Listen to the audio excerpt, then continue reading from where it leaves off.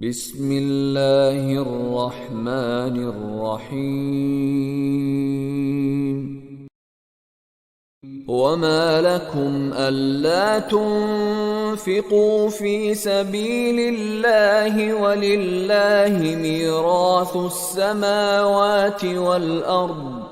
لا يستوي منكم من أنفق من قبل الفتح وقاتل أولئك أعظم درجة من الذين أنفقوا من بعد وقاتلوا وكلا وعد الله الحسنى والله بما تعملون خبير من